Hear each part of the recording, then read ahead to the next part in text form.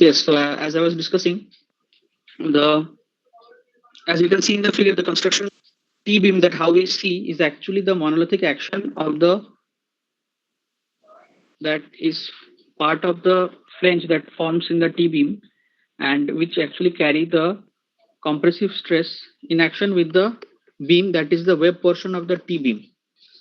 So this phenomenon is clearly seen in the as you can see in the figure, and the intermediate portion are called the T-beams. But when you see the end portions, when the slab ends at one part, the outer beams are in the shape of L. So those beams are called L beams.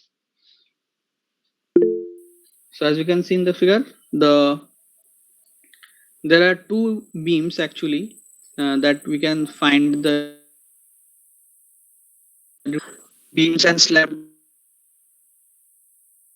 that are connections, and also at the end there are L beams, L-shaped beams. So here L is actually inverted L, as you can see.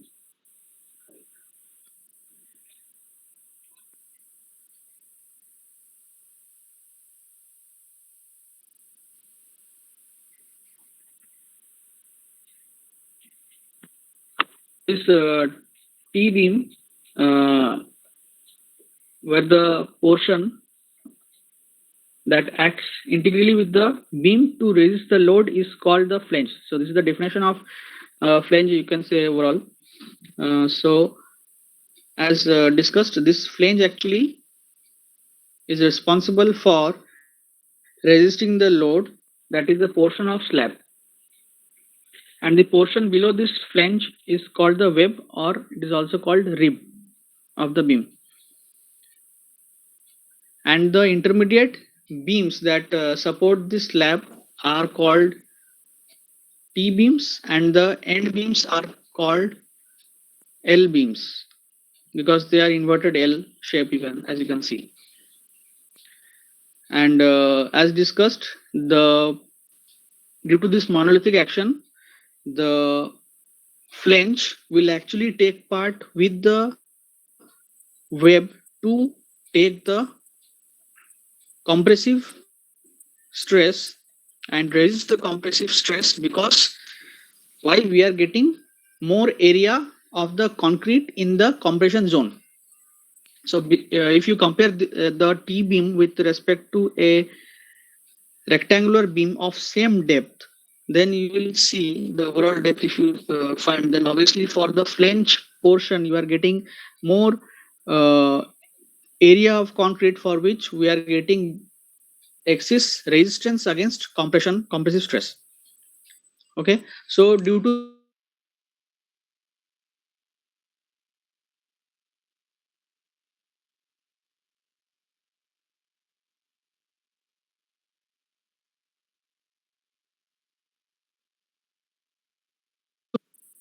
better resistance against the compressive stress.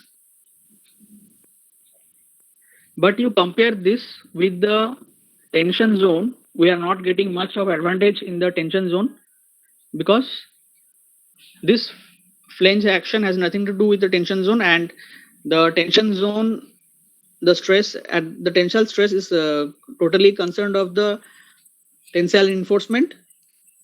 But due to this flange action, so below the flange portion. Okay, suppose if there is a neutral axis which lies at your near your flange portion. Okay, means at the slab, suppose. So for that portion, you can say that the area below the neutral axis in the flange will compressive. Okay, and that totally is the responsibility of tensile reinforcement to carry the tensile stress. So the portion below the flange is actually considered as cracked. Technically, we say in limit state method that the portion is cracked. We consider that the concrete is cracked and it doesn't take part in the resistance of your compressive stress, and the beam and the rectangular part of the beam is only considered there. Okay, I hope all of you have understood this.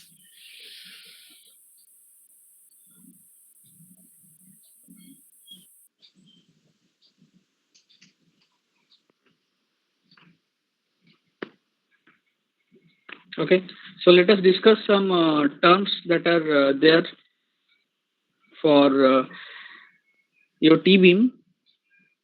Like there are, we have seen two portions of T beam. One is your flange, and another is your web. So there will be width of flange, depth of flange, as well as width of web and depth of web. Beside this, we will have effective depth and overall depth. So we will see some definition regarding this breadth of web. So if you quickly draw this figure 2 T beam with uh,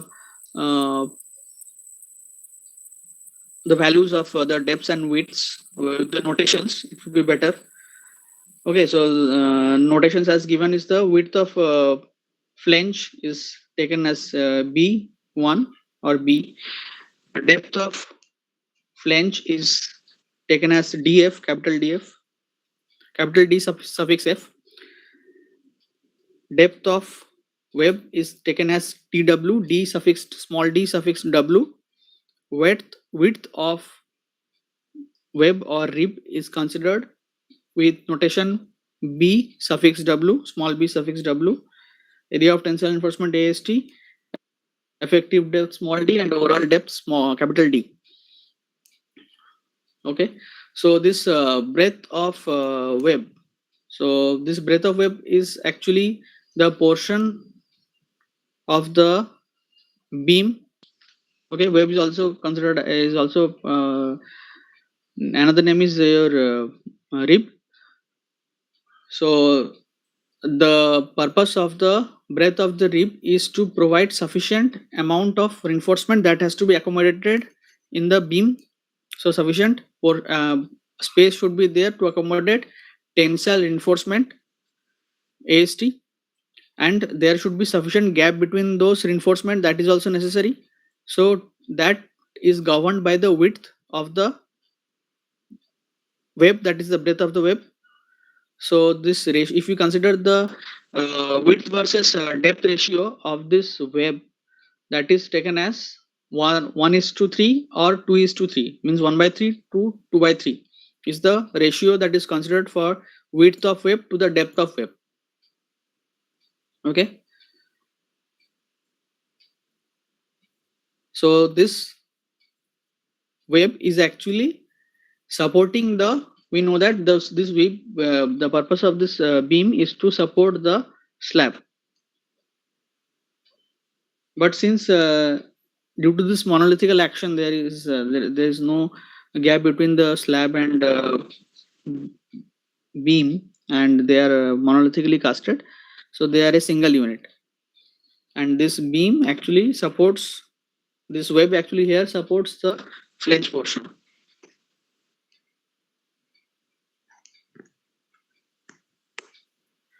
Next is the thickness of flange.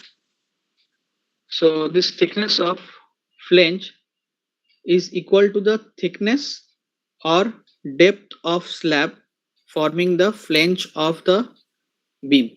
So from the thickness of flange we understand the depth of slab. Okay,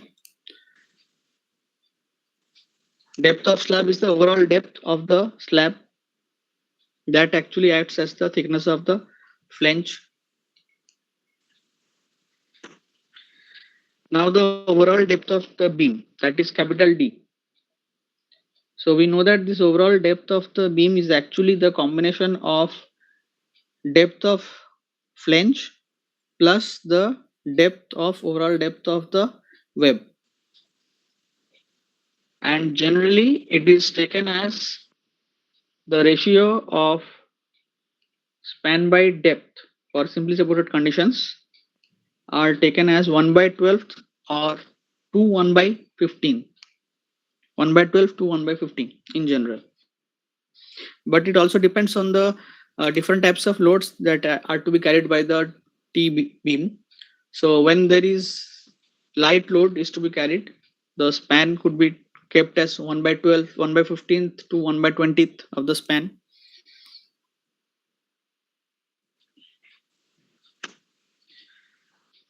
If there is medium load,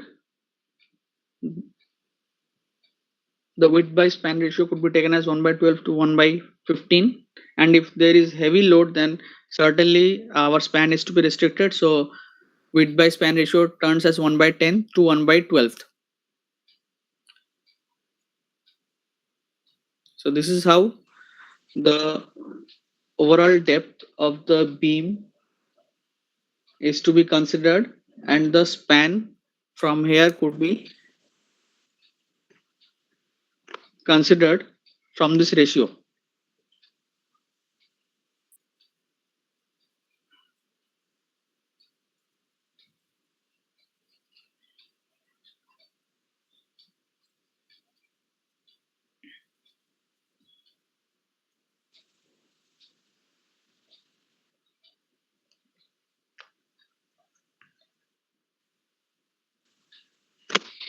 Now let us see the effective width of the flange. So till now we have discussed the depth of the flange, that is actually the depth of the slab itself. Now to consider the effective width of the flange, which is actually dependent upon the span of the beam that is running from the effective span actually from one support to another support. So actually, as you can see in the figure 3, the effective width of the flange runs from the center of one span of the beam to center of another span of the beam in general, means portion L1 to L2. And when L1 is the length of one span of a beam, and L2 is the portion of another, the clear span between another beam. And the effective width of this flange will depend on certain criteria like the span of the beam, the thickness of the slab, that is the breadth of the web, and also the depth of the slab. And this also depends upon the types of load that it has to be supported, and also the support condition. So on all these factors, the effective width of the flange depends.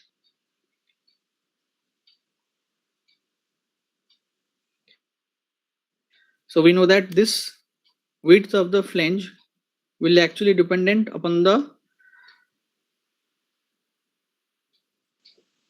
extent of compressive stress that has to be carried. So this slab portion, which is the integral part of the monolithic action of the beam and slab, the the portion of the center of span of one side of the slab to the center of the span of other side of the slab at the adjacent slab will actually give us the width of the beam.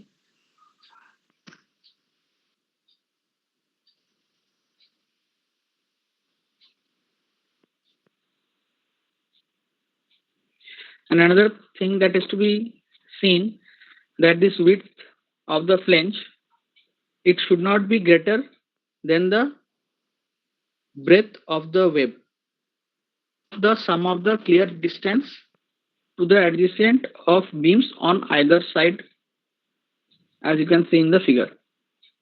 Okay, so the effective width of the flange is should be less than the breadth of the web plus half the sum of the clear distance.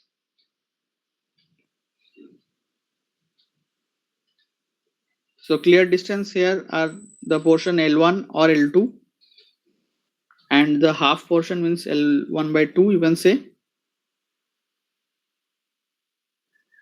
Breadth of web is BW. So for design purpose, the flange should be less than BW plus L by 2.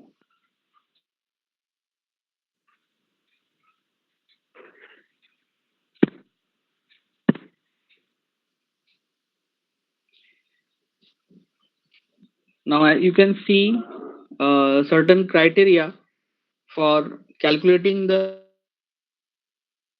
width of flange, uh, that is the compressive flange that is considered, and it could be 256 clause number 23.1.2.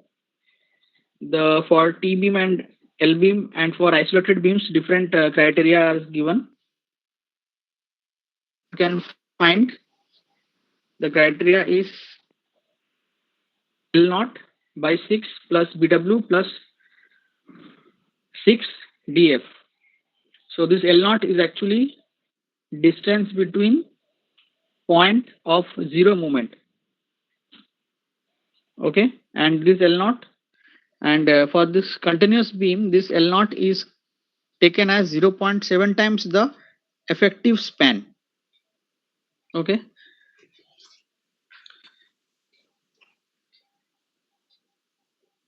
so for T beam, the width of flange is considered L naught by 6 plus BW, that is the width of web, plus 6 depth of flange. So this is the criteria for effective width of this compression flange. Now if you consider for L beam, the value of BF changes to L naught by 12 plus BW plus 3DF. Okay, L naught is your distance between point of zero moments, and for continuous beam, this is 1 times the effective span. Now let us check for the isolated beam. For isolated beam,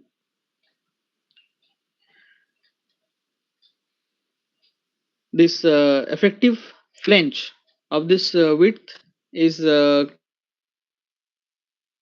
beam, and for L beam, for T beam, as you can see, BF is equal to L naught whole divided by L naught by B plus 4 plus BW.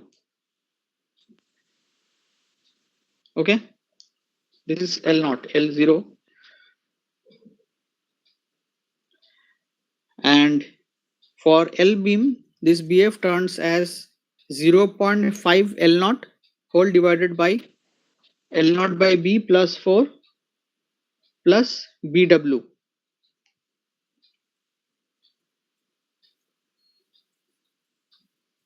Okay, so all this you know, where BF is equal to effective width of flange, BW is the breadth of web, DF is the thickness of flange, B is the actual width of flange, or L naught is the distance between the point of zero moment.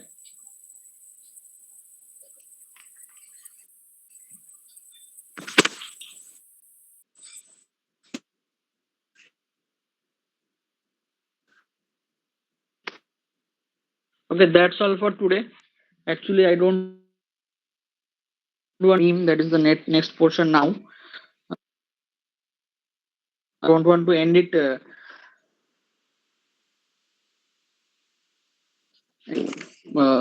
break the flow. So I would rather give another class for this understanding of this T beam case, where I would devote a full lecture on analysis of T beam by LSM. So all of you kindly write your name and roll number for today's attendance in the chat box. And if you have any question, you can ask.